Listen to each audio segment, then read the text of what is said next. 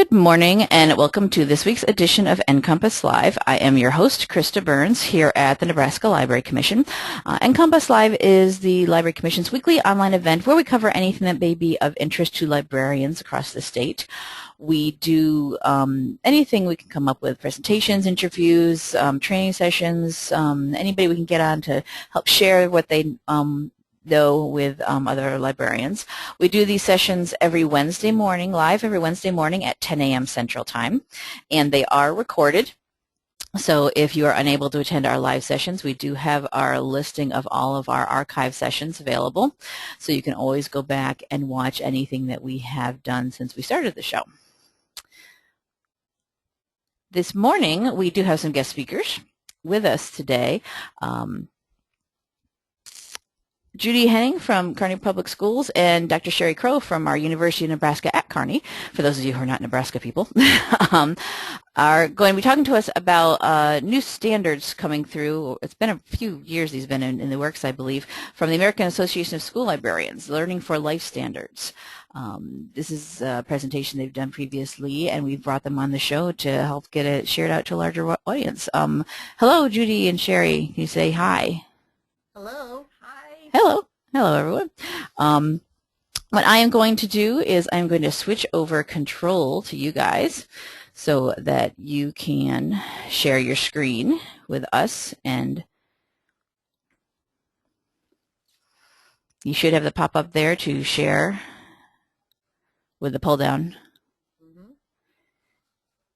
There we go. Yep, I see your PowerPoint? Yep, you see your PowerPoint? Yep. You can go ahead and make that full screen and just do it as an actual show. Yep, there it goes. Yeah. Perfect. Okay, so I will hand over to you guys. You can do your more in-depth intros if you want, or whatever you want to, but go ahead and take it away.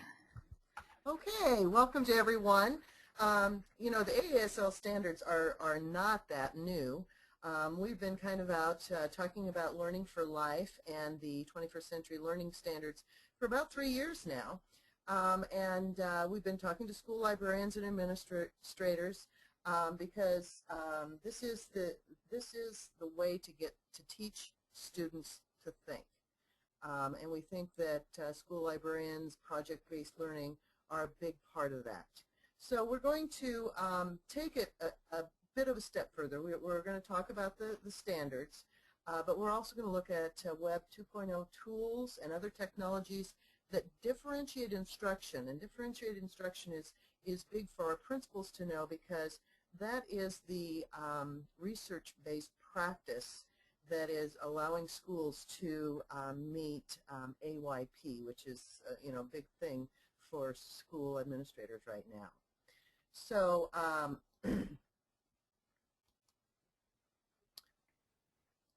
you can't see us, but there's pictures of us.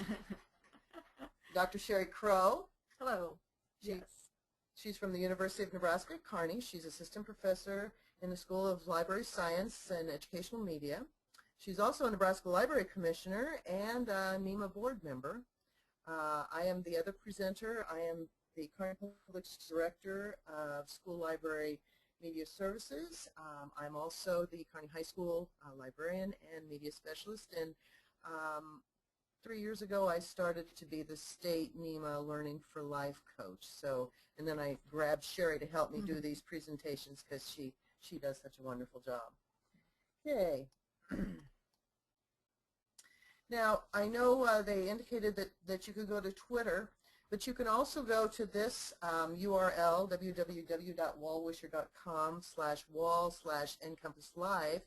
I built this wall yesterday, and what you can do if you go to that wall is you can click on it and put a sticky note, any questions that you might have.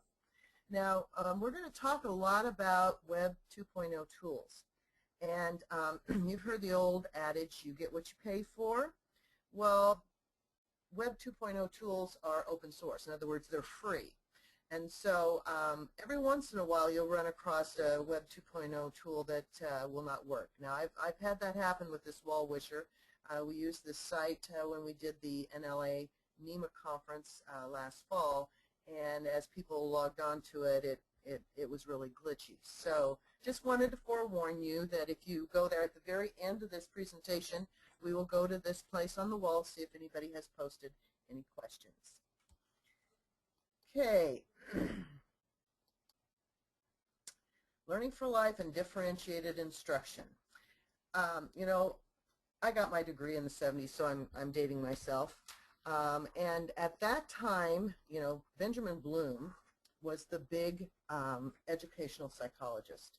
And he was, at that time, was talking a lot about the higher levels of learning, Bloom's taxonomy, and how we needed to quit just teaching kids the base knowledge and get them to use that knowledge in problem solving and creative thinking and so on. So Benjamin Bloom, you know, it's kind of interesting. The guy died in September before the 21st century and in 1999.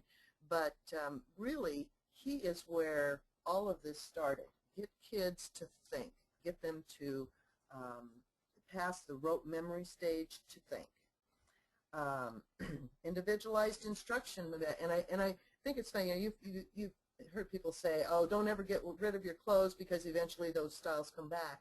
Well, I think that is kind of the case in educational concepts and theories also, because it was kind of funny in the late 70s when I graduated from college. The big buzzword for educators was individualized instruction. And everybody had to buy individualized instruction. This was the way to go, and it was all wonderful. And I was teaching in the classroom, and then after 5 years of teaching in the classroom, I took a hiatus from teaching and had my family. And I'm still thinking individualized instruction is important. And when I went back to teaching in the mid-'80s, we were talking about individualized instruction, and everybody said, "Oh, nobody does that anymore because it's impossible to do. When you have a class of 30 students, there's no way you can individualize the instruction." So I'm thinking, that's kind of interesting. And then all of a sudden, we have No Child Left Behind, and they're saying that we need to differentiate instruction, which is just individualized instruction. Why can we do it now in the 21st century when we couldn't do it in the 80s when they poo-pooed it? Because we have technology as a tool that we can use to get people to the higher levels of Bloom's. We can get them to pass this understanding and remembering stage to the applying, analyzing, evaluating, and creating. And that's all of what the 21st century learning standards are, along with P21. Their standards are this also. ISTE standards are the same. And basically, you know, it's getting students to think. So schools are no longer judged. This has been a big paradigm change, and I wanted you to make sure you understood this. No longer judged by what they put into the educational system. You know, schools, Kearney High School is one of them, get big awards for one of the best secondary schools in the state because of the teachers they have, because of the curriculum they offer, because of the extracurricular activities. That's what they were judged by in the 80s and the early 90s. But then A Nation at Risk was published, and they switched that paradigm from judging schools on what they put in to student achievement. And so now it doesn't make any difference how much money you put in an institution. What they're going to look at is the output. How are those students learning?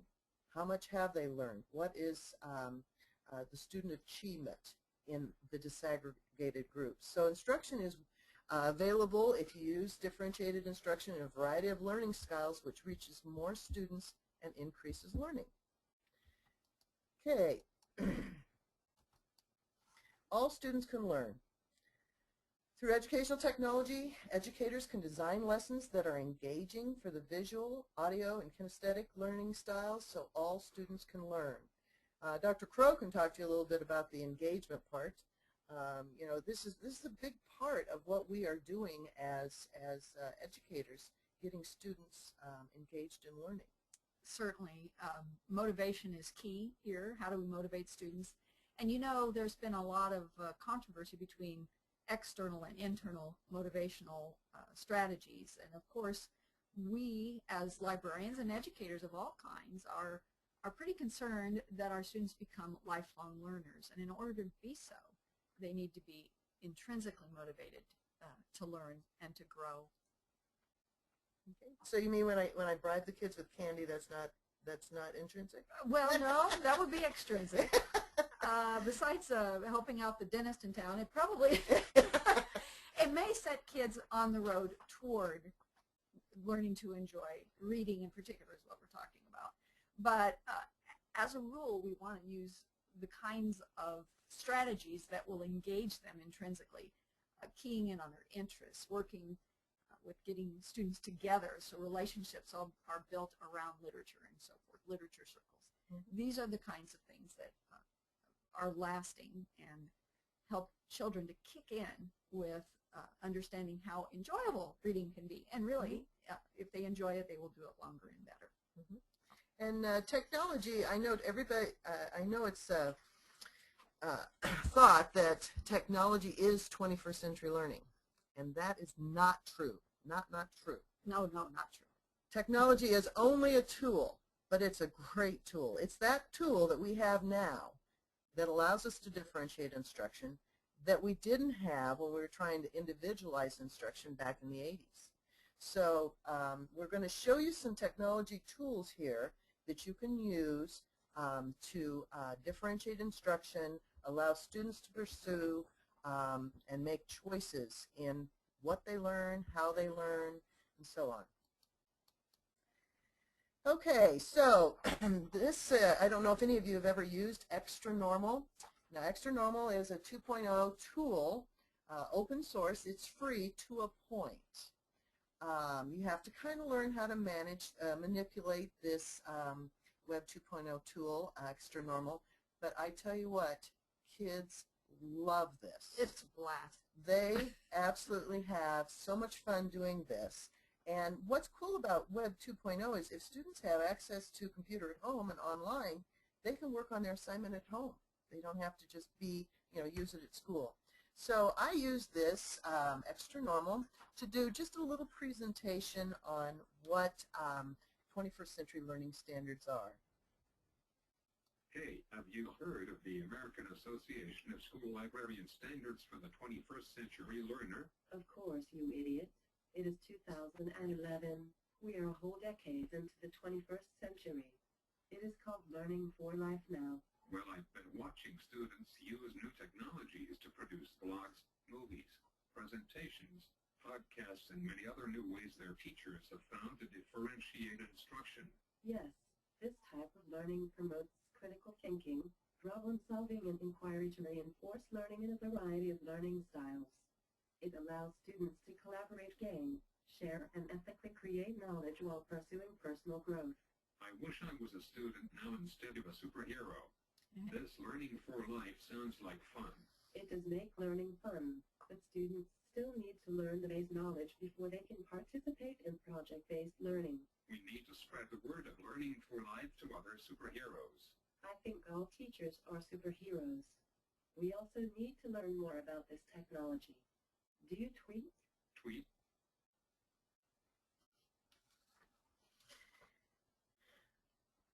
Okay, Xtranormal is a wonderful open source application. Kids really enjoy that. I just had a social studies teacher who used it in his religions unit where he did an Xtranormal where they talked about the pillars of faith, different religions and 5 pillars of faith and so on. So great tool that you can use. It takes a while to get onto it. Did you notice how when I did the actions of the girl, it wasn't really appropriate. I didn't spend a lot of time going back and editing it, but kids will. They'll spend that time because they really enjoy that application. Okay, now I know a lot of your schools are using iPads.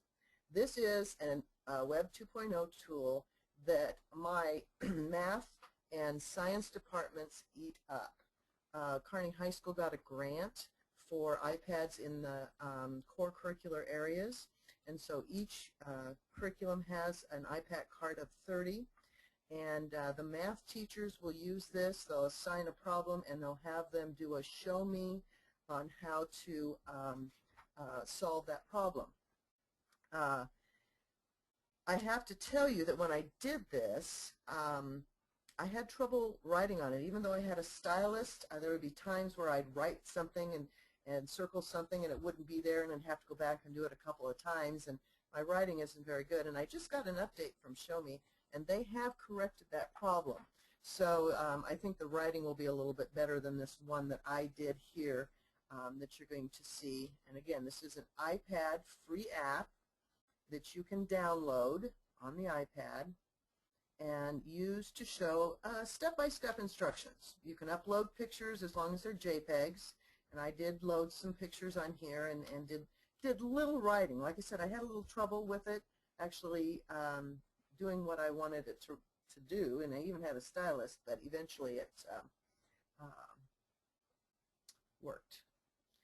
Okay, so we're going to, just a little history about the 21st Century Learning Standards from AASL. In 2007, at the National AASL Conference in Reno, Nevada, the standards for the 21st century learner were unveiled.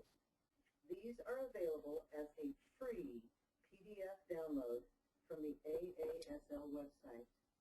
Like our professional national association, Partners for 21st Century Learning and the ISTE 21st Century Standards have a goal that is to take learning beyond the knowledge level. This requires higher levels of thinking, which includes application, analysis, synthesis, and evaluation. 21st century learning requires students to use skills, resources, and tools to do 4 main standards. The first is to inquire, think critically, and gain knowledge. The second is to draw conclusions, make informed decisions, apply knowledge to new situations, and create new knowledge. The third is to share knowledge and participate ethically, productively, as members of our democratic society. And fourth, to pursue personal and aesthetic growth. This is what the Learning4Life 21st Century Learning Standards are. In 2009, AASL published Empowering Learners. This is a publication that advances school library programs to meet the new standards for students. It is available from the ALA website for $39. This is the publication that the NEMA committee used when updating the Nebraska Guide. Also in 2009, AASL published Standards for the 21st Century Learner in Action. This looks at the strands for the various standards and the skills, dispositions, responsibilities, and self-assessment strategies that are needed to make this learning work. It is also available from the ALA website for $39. Now go learn.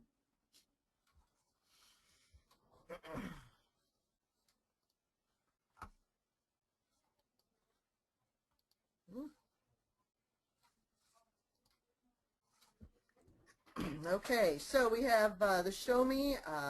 Again, you probably noticed. 2007, Oops. at the National AASL Conference in Reno, Nevada. The Sorry about that. standards for the 21st One century got away learner from us were there. unveiled. These are available as a There we go.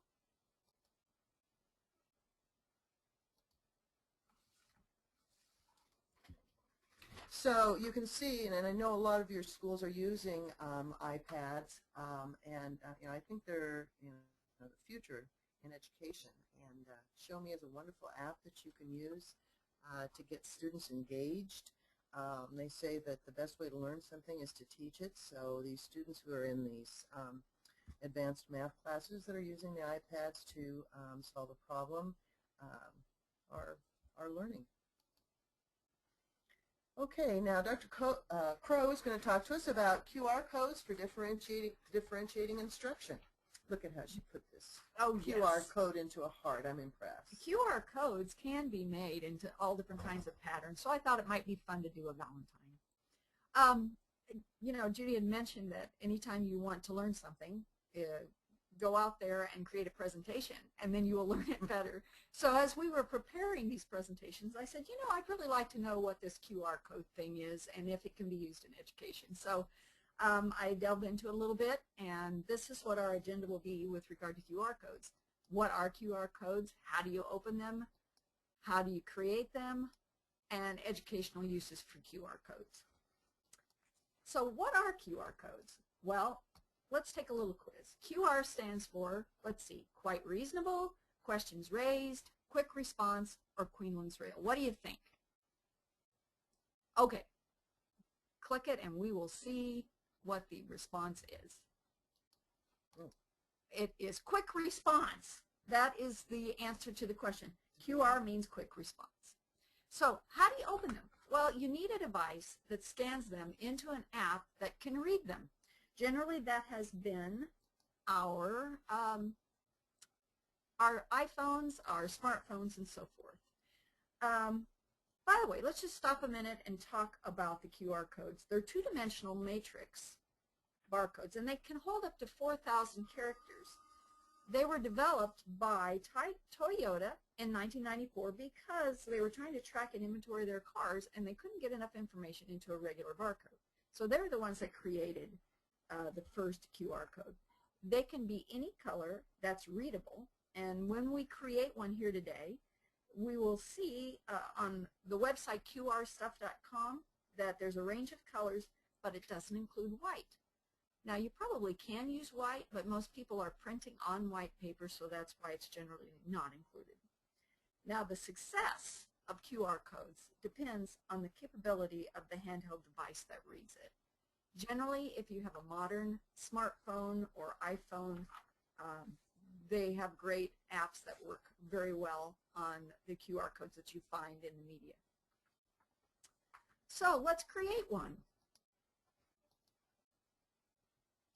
You can go to this website. There are other ones, but I found this to be the best, and it's qrstuff.com, and we will demonstrate here how to create one. Step number one, you figure out your data type, and as you can see, there's all these different connections that you can go to. You can create YouTubes or URLs, so forth. What this is just a connection to these various things. That's what a QR code does. So let's do one for UNK website. We'll do a little plug for UNK. And our school colors are blue, so we're going to choose blue. And as you can see, click right on it. Oh, that looks a little more purple. Let's see. I know. I'm trying to get more down onto the blue side of blue. Still a little purple. Yeah. There we go. There's blue. Yeah, good job. All right. So if you look down here where it says output type, there's several different ways you can do it. Most of the time we're going to just want to download, but as you can see, you can also print on labels. You can email the QR code, and you can even, probably for a fee, have them printed on t-shirts, hats, or mugs. There's always some angle, isn't there? Well, okay. So we have downloaded our QR code up here in the corner. If you click on it, you can copy and paste it anywhere into a document. So it's very simple. One really interesting way to do it is to create text instead of a URL. And if you do that, you click over here on number one, plain text, and type in what you want the student or the person that's using the URL code to see. In this case, if you created, say, a scavenger hunt, Judy is writing in, what is your favorite Web 2.0 tool or app? Okay. Oops, you gotta have a question mark. Yeah. There we go. So same thing. Then I'm going to put that and make that green. I like green. Okay. And then I'm going to download. Yep.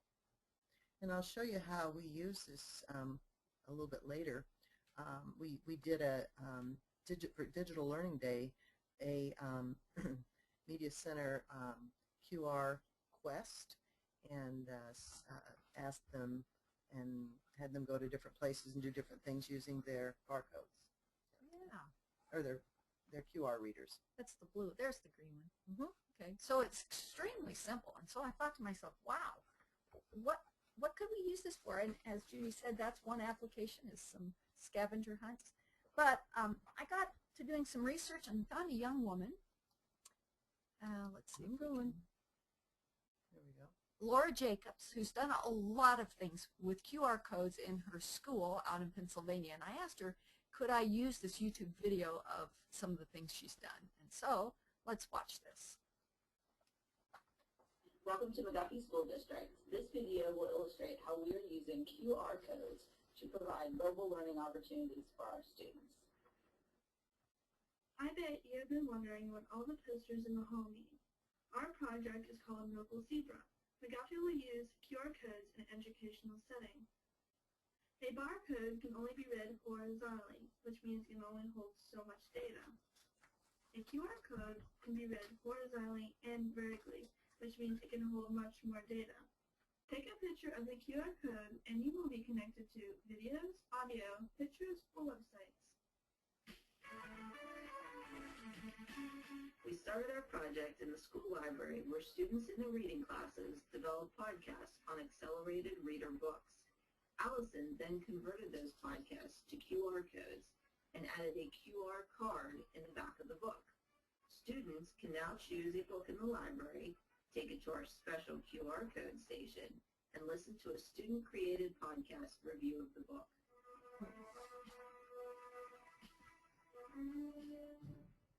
Our world language teacher develops audio versions of vocabulary for students to review pronunciations.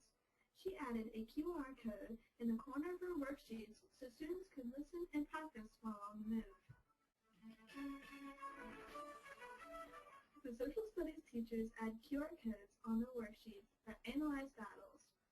The QR code links students to reenactments on YouTube so they may better visualize the battle. Because science labs may not be repeatable for students who are absent, our science teachers record the science labs and put QR codes of the videos on a designated calendar. This helps students who miss the lab because they can now take it home on their phone.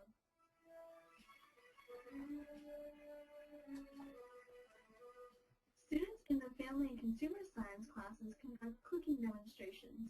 This year, the demonstrations are recorded and uploaded online. The student recipes include a QR code that links to the recorded video.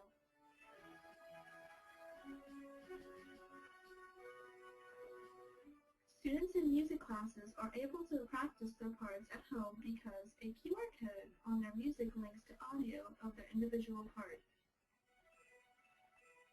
QR codes are located all around the school campus, even on trees. Our vocational agriculture students can break into small groups during a lesson because the audio is segmented according to a particular tree.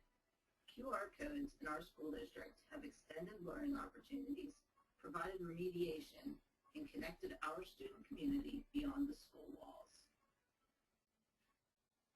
I thought it was very exciting, some of the things the school is doing with QR codes. And of course, the name of the game here is engagement. The more student engagement, the better the learning. Here's another one. This is from a little girl, and I did talk to her teacher, and we got permission to use this. One nice thing about QR codes is sometimes with the little ones, it's hard for them to type in a URL or to spell what they need to spell, but a QR code can help bridge that gap. So we'll let her tell us about it. We've got some websites that we visit often, and they're bookmarked, but people forget where they're bookmarked. So then people just try to go on Google, but then they forget how to spell them. So then we decided with a shortcut, QR codes. So this is how you do it. Now I'm just trying to find the QR code thing, and there it is. You just click on it simply, and then you hold it up in front of this little camera thing until it recognizes it. So now it's recognized it. You click on it, and then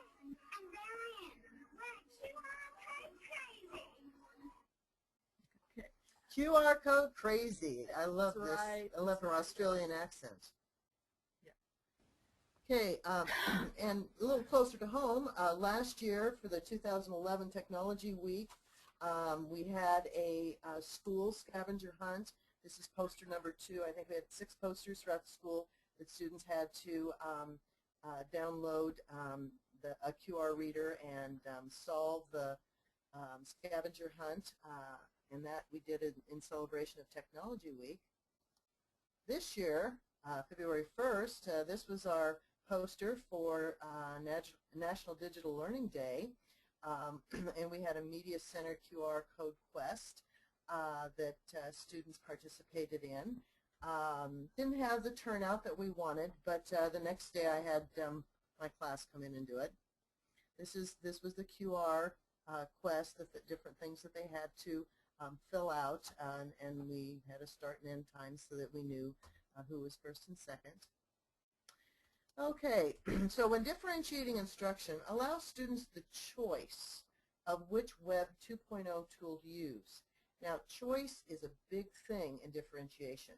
This is the part that allows them to pick their choice of learning style to learn the material. So always allow them a choice. Now, what I've done is I've put together a Tagxedo choice board, which they use in Kearney Public Schools. Some of the teachers do. It's an ongoing thing that they do throughout the semester. They must do 3 of the choices on the Tagxedo board. This is what it looks like. All students must use 3 of the open source applications to present a topic covered in class. All presentations will be on Fridays unless different arrangements have been made with the teacher. Now these are secondary Web 2.0 tools, and I'm going to take you to each one so that you can see it. We've already looked at Wall Wisher, where we created the wall where you can post questions for this presentation. Animoto, Prezi, MakeBeliefsComix, which is an open source app. Some of your schools, I'm sure, use Comic Life, and now that's 50 cents a student. So this is a free app, and also Comic Life, if you require them to do a Comic Life presentation, they have to do it at school because most of them don't have that access to that at home. So, you know, that is a big plug for Web 2.0 sources. Kids don't have to do it on school computers. They can do it at home. Okay, we're going to look at Wordles and Tagxedo. Tagxedo is kind of Wordle on steroids. We're going to use myheritage.com, which a Spanish teacher uses to have their kids use foreign language to do a family tree. We've already looked at Xtranormal. That's the one that talked about the 21st century learning standards. Juxio is a poster making open source app. And then we have SurveyMonkey and Poll Everywhere. Now I want to remind you that all these you can probably get upgrades to. I know you can Animoto, I know you can Xtranormal, and they're always going to try and sell you a little of something, but there is the free version, and that's the version that you want your kids to use. I know when I worked with kids on Xtranormal, they were more than willing to pay the 50 cents more or the $2 more to get the upgrade for the background. But, you know, you don't have to make that, you know, that's not part of the requirement. But a lot of times kids will do it. Okay, let's look at samples of projects. Wall Wisher, we already went there. We'll see if anybody's posted anything here. Hey, Judy, this is Krista. I just wanted to interrupt for 1 second. Hi. I just want to let everyone know that for all of these links and the videos that you had, when the recording is posted up later, we'll have links to all of this so you'll be able to get to them there, so you don't have to worry about trying to scribble it all down right now. It'll be all out there with the recording. Thank you, Krista. Yep. I have Anonymous here. It says, is there anything in the Learning4Life program that takes into consideration students who don't have smartphones, iPods, computer, and internet at home? That was actually me. I did that one. Okay. Yeah. Well, I think the last little video that we showed of the little girl showed that you can set up a scanner on a computer center at school. Also the one in the media center where kids can use that to scan the QR codes. So for that, yes, you can set up things in the school through scanners and so forth, and kids can use them there. I think also more and more we're making technology available to students to take home. The one-to-one initiative schools where students are issued laptops. Or iPads. Or iPads. Mm-hmm. We are, at Kearney Public, we are going with a bring your own device, and then those students who are on free and reduced who can't afford, free and reduced lunch, who can't afford to bring their own device, then the school will be checking out devices to them. So, you know, there's always the having to even the playing field for those lower socioeconomic students who do not have the technology at home. But I think public libraries and I think school libraries do a real good job of addressing that. Yeah, that's what I was wondering about, if the standards were like taking all that consideration. It sounds like schools are doing it, so that's great, yeah. Okay. Okay, so we've looked at Wall-Wisher. The next one we're going to have is Prezi. Prezi is kind of a PowerPoint on steroids. Kids love Prezi. I have to say it's not my favorite. I get dizzy when I watch it. But this is a Prezi that was done that shows differentiated learning in the math classroom. Again, Prezi is an open source app, so kids can use it. This is differentiation in the math classroom, and you can see how it transcends to different parts of the slide. You can zoom in. And Dr. Crow's had more experience with Prezi, but just another offering for students. The thing that's different about Prezi is that it addresses students that think in nonlinear ways. It's more of a global way of thinking. When a student creates a Prezi, it's like a big canvas, and they can choose different parts of the canvas to create an area that could be shown and could be presented. There is a caveat to using a Prezi, and that is there are some students that it makes them dizzy and disoriented. That would be me. Yeah, it would be the Judy student. Anyway, be careful with them. You don't want to make it go too fast. But another wonderful thing about Prezi is that students can log in and work on the same Prezi together. So it does promote collaboration, and it is more for nonlinear thinkers. It's just another tool in our toolkit. There you go. Okay, the next one, Xtranormal. We've already looked at an example that I did of that. And again, on that, some of these open source apps you have to manipulate a bit. The way it's used at Kearney High School, students get their free account, and then they create their Xtranormal, and then what they do is they don't publish it, and they just keep it in the editing mode and preview it for the class and for the teacher to grade. But I have to tell you, this is an open source app that kids just really like. Poll Everywhere is a wonderful wonderful open source app. Now again, you can buy the upgrades to this, but if you're just doing a survey for a psychology class, you can go here. The pricing is that you can poll 40 people for free, and you can sign up, and most of the time for high school kids 40 is enough. I know when we had I wanted to poll Kearney Public Schools teachers, I ended up for 1 month buying the $65 a month Poll Everywhere, but you know it gives you a way to analyze the results. You can see, put it into a table, put it into a chart. A great open source app. Oops. One thing, for years, the clickers, remember when that was a very big deal? Everybody would buy the clicker set and set it up in classrooms. And Poll Everywhere has kind of taken over the role of the clicker in the classroom. And there's a new iPad app, too, that is Socrates, which is even easier than Poll Everywhere. Yeah, yeah. Okay, and another one is SurveyMonkey, a wonderful way to get input for students who are doing research. Again, this SurveyMonkey, I think you get 10 questions and you can have 100 people surveyed. I don't know why it's not going there right now. Okay. Oh, there it is. So the pricing again, and I bought the upgrade to SurveyMonkey before too, but the basic free one is 10 questions for 100 responses. And oftentimes students who are doing research for a social studies report or a sociology report, they will use just the basic program. I use the basic all the time. Okay. I get pretty much what I need. Okay, Animoto.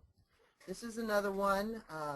It's Animoto.com, www.animoto.com. Kids, again, like Xtranormal, love this one.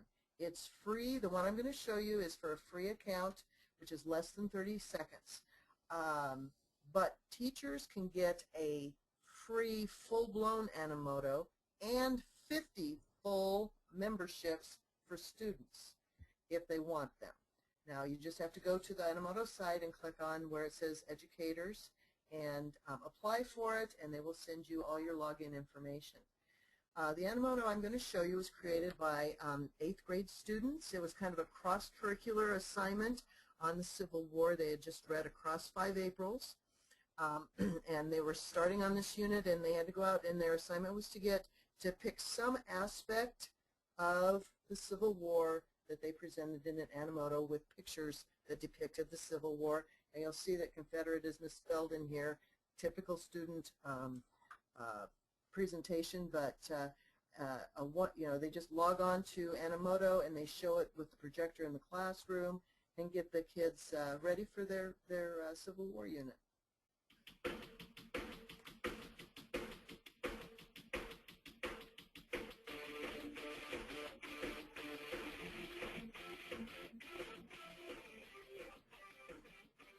Come for it.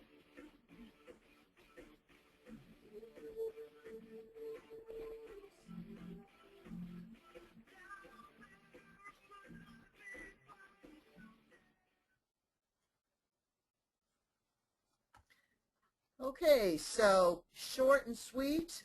Kids can actually, get the free from their teacher, and then I'm going to show you at the end of this. I've used Animoto for an advocacy piece that I want to show you at the very end, and it is the full-blown, is unlimited Animoto. Okay, we're going to look at Wordle now. If you haven't used Wordle, it's a wonderful, wonderful place to go if you want to make word art. For this one here that I showed you before, you go to Wordle and you paste. I've taken the AASL standards. Oops. I've taken the AASL standards here, and I am going to just copy them.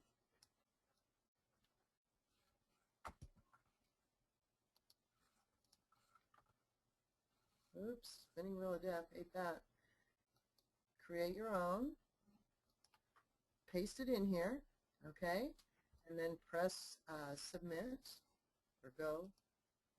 Now you can also direct it to a URL, and it'll read everything at that URL.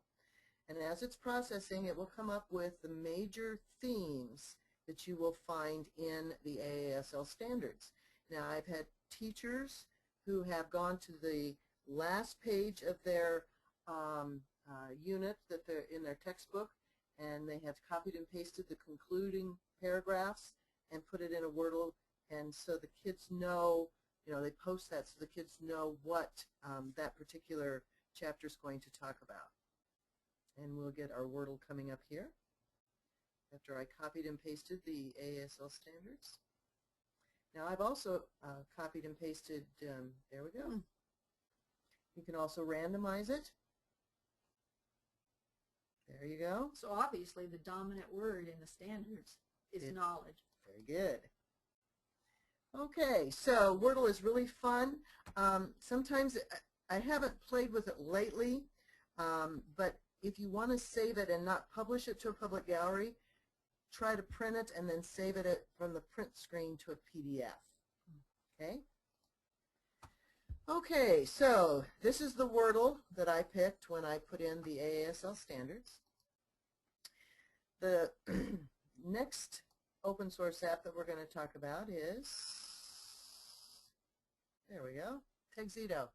Now Tagxedo is Wordle on steroids because not only does it give you the word art, but it puts it in the shape of what you're talking about.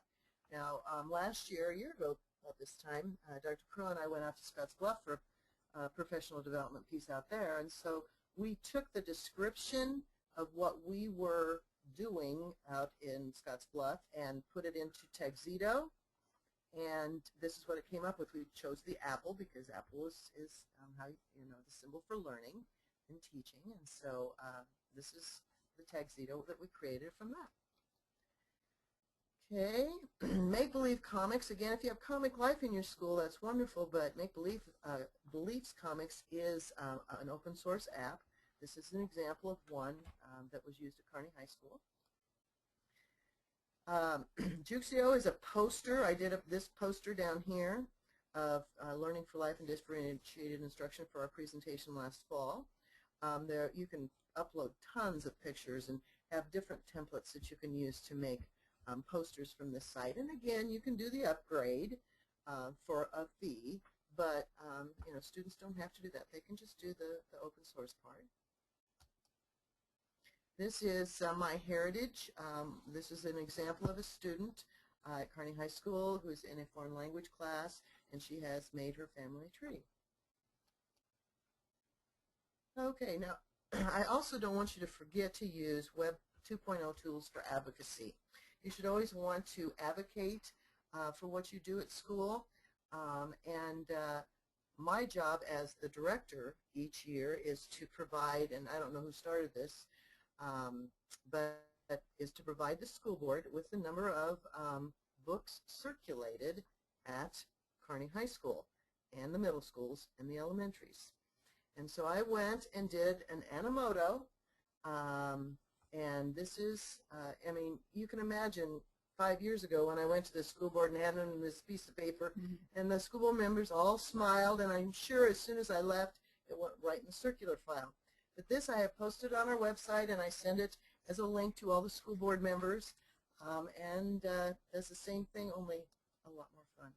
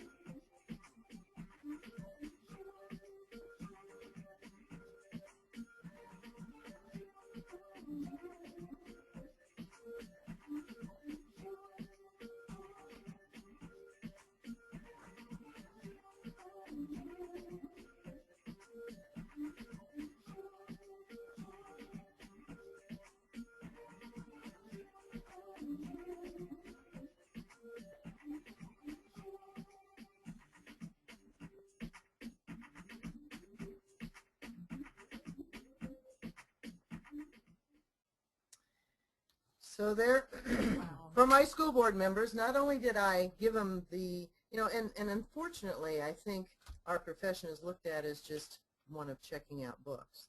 And I hope you saw at the end where I wanted to transcend from just being a checker out of books to a teacher that increases student achievement. That really gets the school board's attention. So that was my Animoto. That was my little assignment, my class project that I've used for the last 2 years. If you go to the Kearney Public Schools webpage and district media, you will find the last 2 years advocacy Animotos that I have presented.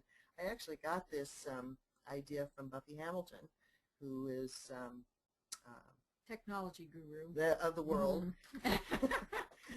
Well, it really put meat on the bones of your statistics. Yes. And they will not forget that.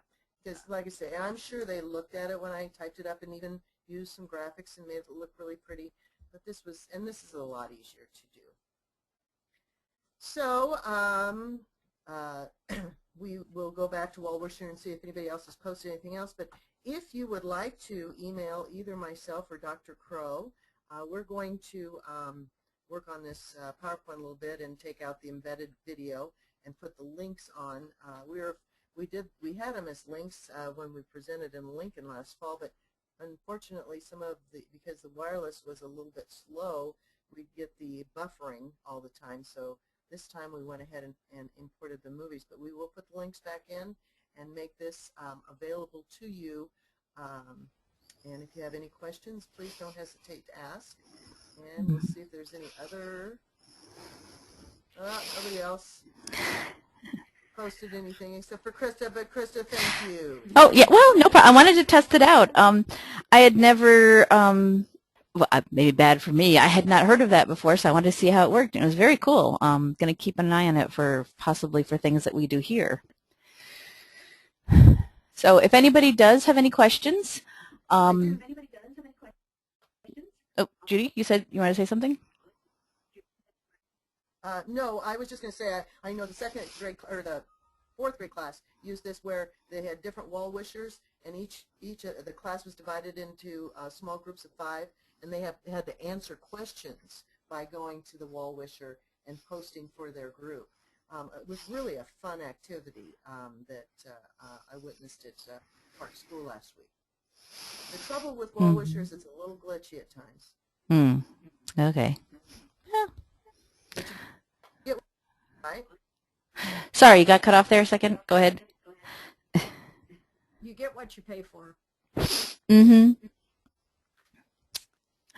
So if anyone does have any questions, feel free to post them on the wall wisher there or onto their question section in the GoToWebinar interface.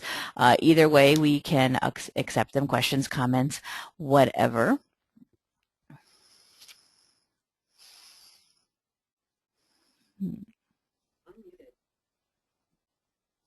Krista, is there someone who's muted who wants to talk?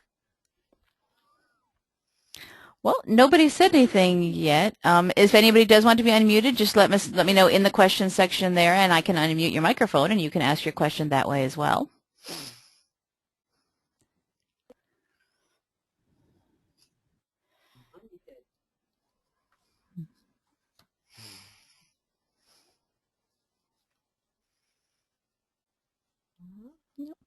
No. Just to let you know, Judy, yeah, I've been muting you guys because I can hear myself coming through from your speakers when I talk. So trying to eliminate some of the feedback or sound.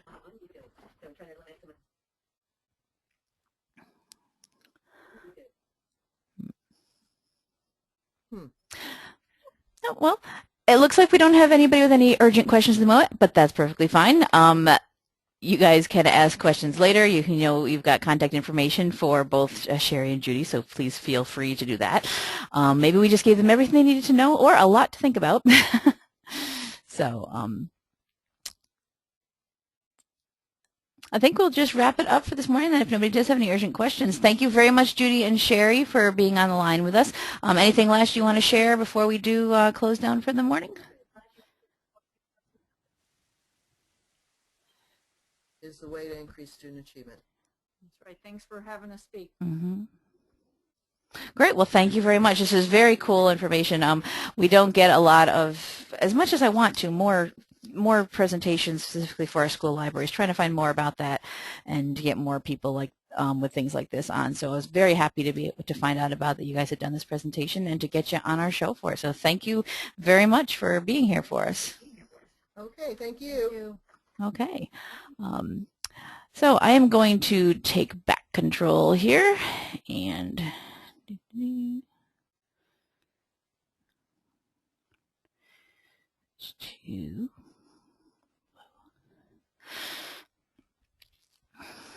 Okay, so that was our session for this morning. Thank you very much for attending, and it has been recorded. As I said, all of the PowerPoint will be available, and links to all of the videos that were shared, and all the links that were mentioned during the session will be available when the recording is ready. Hope you'll join us next week when we have our session will be called, it's called Turning Your Library Around. Director and other staff from the South Sioux City Public Library will be talking about how they increase their circulation and attendance and usage of the library over a couple years' time, and how they're able to get people more into using the library as a great resource in their town. So I hope you'll join us for that next week, and thank you very much for attending, and we'll see you next time. Bye-bye.